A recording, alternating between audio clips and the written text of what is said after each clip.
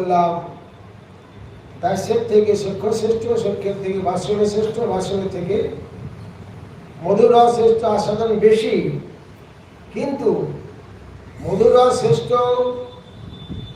এই প্রেম দ্বারে নিত্য রাধিকা কলি আমার মাধুরী জাগ্রত আস্বাদে সকলেই মধুর রসে তার উপাসনা করছেন না কেন? এই জন্যই করছেন না বাসনা, প্রাক্তন সংস্কার, সেই জাতীয় তার বাসনা নাই, প্রাক্তন সংস্কার নাই। সংস্কার অনুযায়ী সে সেই মার্গের রস আস্বাদন করছে, সেবা করছে নিত্যসিদ্ধ, এবং যারা সাধক সাধনা করছেন তারাও ওই প্রাক্তন পূর্বজন্মের সংস্কার অনুসারে তিনি সেই রসেই তার রুচি হবে, সেই রকম গুরু প্রাপ্ত হবেন এবং সেই জাতীয় ভজনে তিনি অগ্রসর হবেন।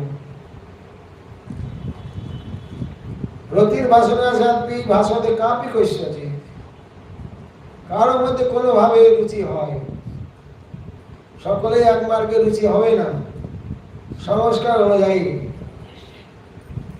পুরো কোনো রসের গুণ পরে পরে হয়, 2-3 গণনে পঞ্চ পর্যন্ত বালয়।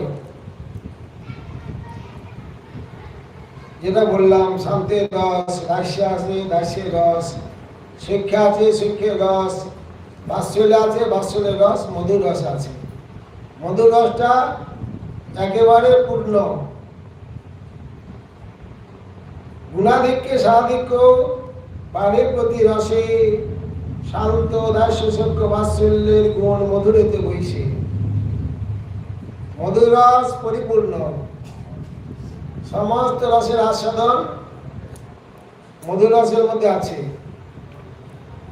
সমস্ত রসের সেবা মধুর রসের মধ্যে আছে।